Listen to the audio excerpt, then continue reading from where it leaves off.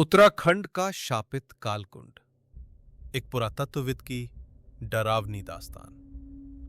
नमस्कार दोस्तों, मैं हूं आपका दोस्त और आज मैं आपके सामने एक ऐसी घटना का जिक्र करने जा रहा हूं जिसने मेरी जिंदगी को हमेशा के लिए बदल दिया। मैं डॉक्टर आर्यन शर्मा एक पुरातत्वविद हूं। मेरा जुनून है प्राचीन सभ्यताओं, भूले बिसरे रीति रिवाजों और उन कहानियों को खोजना जो समय की धूल में कहीं दब गई हैं। मेरा मानना है कि हर लोक कथा के पीछे कहीं ना कहीं एक सच्चाई छिपी होती है, एक ऐसा इतिहास जिसे लोग या तो भूल गए हैं या जानबूझकर दबा दिया है। ये बात पिछले साल की है जब मैं अपनी पीएचडी के लिए एक शोध कर रहा था। मेरा विषय था हिमालयी जनजातियों के लुप्त होते अनुष्ठान और उनके देवता। इसी शोध के दौरान मुझे एक पुरानी पांडुलिपि मिली जिसमें उत्तराखंड के गढ़वाल क्षेत्र में स्थित एक अत्यंत प्राचीन और रहस्यमयी मंदिर का जिक्र था। इस मंदिर को कालकुंड के किनारे स्थित बताया गया था, जो समय और मृत्यु के देवता को समर्पित था। पांडुलिपि में लिखा था कि यह मंदिर एक ऐसी शक्ति का घर है जो समय के प्रवाह को नियंत्रित करती है, और जो भी इसके रहस्य को भेदने की कोशिश करता है उसे काल के भंवर में फंसा लेती है। जाहिर है, एक पुरातत्वविद के रूप में मेरी उत्सुकता चरम पर थी। मैंने तुरंत उत्तराखंड के लिए अपनी यात्रा की योजना बनाई। मेरा लक्ष्य था उस कालकुंड और उसके किनारे स्थित मंदिर को खोजना। मैंने अपने कुछ प्रोफेसरों से बात की, लेकिन उन्होंने मुझे चेतावनी दी, आर्यन, कुछ रहस्य ऐसे होते हैं जिन्हें छेड़ा नहीं जाना चाहिए। पहाड़ों में सिर्फ प्रकृति नहीं, कुछ और भी रहता है। लेकिन मैं अपनी धुन का पक्का था। मेरी यात्रा देहरादून से शुरू हुई। वहां से मैंने एक जीप किराए पर ली जो मुझे पहाड़ों के अंदरूनी हिस्सों तक ले जाने वाली थी। रास्ता ऊबड़ खाबड़ था और जैसे जैसे हम ऊंचाई पर बढ़ते गए हवा ठंडी और पतली होती गई। चारों ओर देवदार के घने जंगल थे जिनकी खुशबू हवा में घुली हुई थी। लगभग 10 घंटे की यात्रा के बाद हम एक छोटे से लगभग भूली बिसरी गांव देवबन पहुंचे। यह गांव इतना छोटा था कि नक्शे पर भी मुश्किल से मिलता था। जब मैं देवबन पहुंचा तो सूरज ढल रहा था। गांव में सिर्फ कुछ ही घर थे जो पत्थरों और लकड़ी से बने थे। गांव के लोग सीधे सादे थे, लेकिन उनकी आंखों में एक अजीब सी उदासी और डर था। मैंने गांव के मुखिया, एक बूढ़े व्यक्ति से मुलाकात की जिनका नाम महादेव था। उनके चेहरे पर गहरी झुर्रियां थीं और उनकी आंखें पहाड़ों जैसी शांत लेकिन रहस्यमयी थीं। मैंने उनसे कालकुंड और प्राचीन मंदिर के बारे में पूछा। महादेव जी ने मेरी ओर देखा। उनकी आंखों में एक पल के लिए डर की एक लहर दौड़ गई। उन्होंने अपना सिर हिलाया। बाबूजी, आप जिस जगह की बात कर रहे हैं वो हमारे गांव से बहुत दूर है और वो जगह ठीक नहीं है। मैंने उन्हें अपनी शोध के बारे में बताया और समझाया कि मैं सिर्फ अध्ययन के लिए वहां जाना चाहता हूं। महादेव जी ने एक लंबी सांस ली। कई साल पहले हमारे गांव के कुछ लोग वहां गए थे। उनमें से कोई वापस नहीं आया। जो एक दो लौटे भी, वे या तो पागल हो गए या कुछ ही दिनों में मर गए। हम उसे कालकुंड कहते हैं क्योंकि वहां समय रुक जाता है और जो वहां जाता है वो काल के भंवर में फंस जाता है। उन्होंने मुझे काल रक्षक की कहानी सुनाई। कहते हैं कि सदियों पहले यहाँ एक प्राचीन जनजाति रहती थी जो समय और मृत्यु के देवता की पूजा करती थी। उन्होंने उस देवता को प्रसन्न रखने के लिए मंदिर बनाया और कालकुंड को पवित्र माना। लेकिन फिर किसी कारणवश वे जनजाति विलुप्त हो गई और देवता रुष्ट हो गए। अब उस जगह पर काल रक्षक का पहरा है। वो उन लोगों को दंडित करता है जो उसके क्षेत्र में घुसपैठ करते हैं। वो लोगों को उनके सबसे बुरे डर दिखाता है, उन्हें समय के जाल में फंसाता है और उनकी आत्मा को हमेशा के लिए अपने पास रख लेता है। मैंने उनकी बातों को लोक कथा मानकर टाल दिया, लेकिन उनके चेहरे पर जो डर था वो मुझे सोचने पर मजबूर कर रहा था। मैंने उनसे एक गाइड का इंतजाम करने को कहा। महादेव जी ने बहुत मना किया, लेकिन जब मैंने अपनी जिद नहीं छोड़ी तो उन्होंने एक युवा लड़के बिट्टू को मेरे साथ भेजने के लिए राजी किया। बिट्टू लगभग 20 साल का था और उसकी आंखों में एक अजीब सी चमक थी, जैसे वो भी उस रहस्य को जानने का इच्छुक हो। अगले दिन सुबह सूरज निकलने से पहले ही हम कालकुंड की ओर निकल पड़े। बिट्टू ने मुझे एक मोटी लाठी दी और अपने साथ कुछ खाने पीने का सामान और एक रस्सी का बंडल ले लिया। रास्ता बहुत मुश्किल था। हम घने जंगलों से गुजरे, जहां सूरज की रोशनी भी मुश्किल से पहुंच पाती थी। हवा में देवदार और नम मिट्टी की खुशबू थी, लेकिन जैसे जैसे हम आगे बढ़ते गए, एक अजीब सी बासी गंध हवा में घुलने लगी, जैसे कोई पुरानी चीज सड़ रही हो। लगभग 5 घंटे की मुश्किल चढ़ाई और उतराई के बाद हम एक ऐसी जगह पहुंचे जहां पेड़ों की ऊंचाई अचानक कम हो गई और जमीन पथरीली हो गई। सामने एक गहरी घाटी थी, जिसके बीचों बीच एक विशाल काला कुंड दिखाई दे रहा था। उसका पानी इतना काला था कि उसमें आसमान का प्रतिबिंब भी नहीं दिख रहा था। कुंड के चारों ओर घने कंकाल जैसे पेड़ खड़े थे, जिनकी शाखाएं अजीब तरह से मुड़ी हुई थीं, और कुंड के ठीक किनारे पत्थरों से बना एक पुराना खंडहर मंदिर खड़ा था। उसकी दीवारें काई से ढकी थीं और उस पर अजीबोगरीब नक्काशी बनी हुई थी। यही है कालकुंड, बिट्टू ने फुसफुसाते हुए कहा। उसकी आवाज में डर था।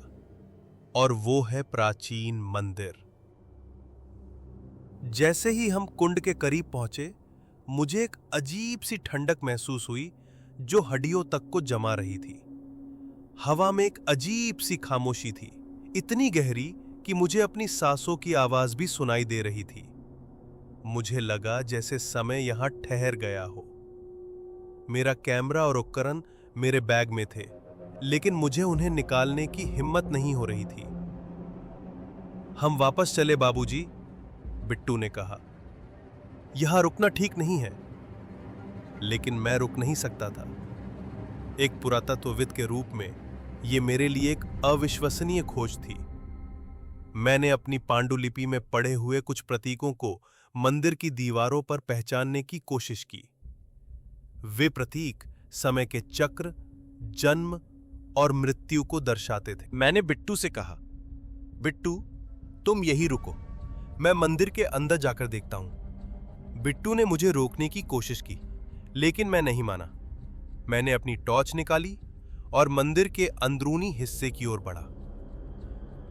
मंदिर के अंदर और भी ज्यादा अंधेरा था। हवा में धूल और नमी की गंध थी। दीवारों पर अजीबोगरीब नक्काशी थी, जो किसी प्राचीन भाषा में कुछ लिख रही थी। मैंने अपनी टॉर्च की रोशनी में उन्हें पढ़ने की कोशिश की। वे प्राचीन अनुष्ठानों और काल रक्षक को शांत करने के मंत्रों के बारे में थे। जैसे ही मैं मंदिर के बीचों बीच पहुंचा, मुझे एक अजीब सी आवाज सुनाई दी। यह आवाज किसी फुसफुसाहट जैसी थी, जैसे कोई मेरे कान में कुछ कह रहा हो। आवाज इतनी धीमी थी कि मैं उसे समझ नहीं पा रहा था, लेकिन उसमें एक अजीब सी गहराई थी। मुझे लगा जैसे मेरे आसपास की हवा भारी हो गई हो। मैंने चारों ओर देखा, लेकिन कोई नहीं था। मैंने सोचा, यह मेरे मन का वहम है। मैंने अपनी टॉर्च की रोशनी एक बड़े पत्थर की मूर्ति पर डाली, जो मंदिर के केंद्र में स्थापित थी। यह मूर्ति किसी भयानक प्राणी की थी, जिसके कई हाथ थे और उसका चेहरा क्रोधित था। उसकी आंखों में अजीबोगरीब प्रतीक खुदे हुए थे। तभी मुझे लगा जैसे मूर्ति की आंखें चमक उठी हों, और उस चमक के साथ फुसफुसाहट तेज हो गई। अब मैं कुछ शब्द सुन पा रहा था। तुम यहां क्यों आए? मेरे रोंगटे खड़े हो गए। ये आवाज मेरे दिमाग के अंदर गूंज रही थी, जैसे कोई सीधे मेरे विचारों से बात कर रहा हो। मैंने पीछे हटने की कोशिश की, लेकिन मेरे पैर जमीन से चिपक गए थे। तुमने समय को छेड़ा है, आवाज गूंजी।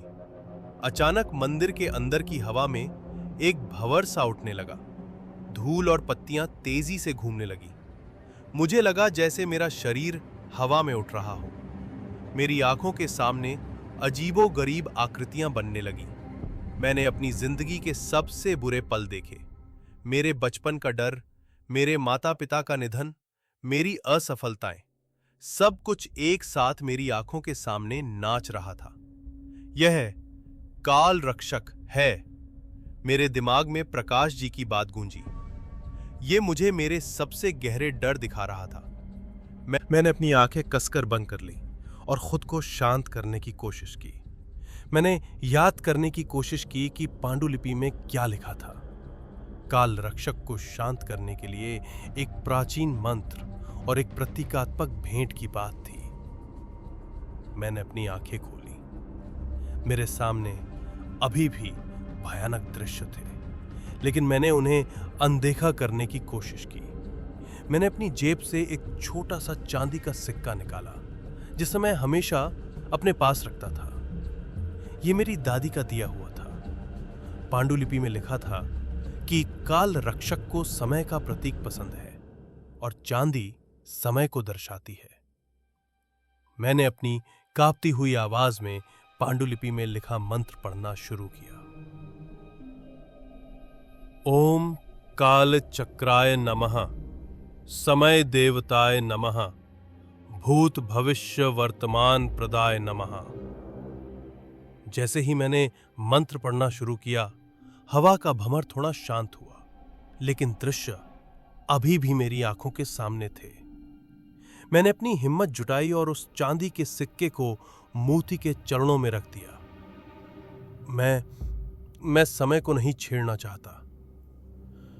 मैंने कांपते हुए कहा, मैं सिर्फ सीखने आया हूं। मैं सम्मान करता हूं। जैसे ही मैंने सिक्का रखा, मूर्ति की आंखों की चमक धीमी पड़ने लगी।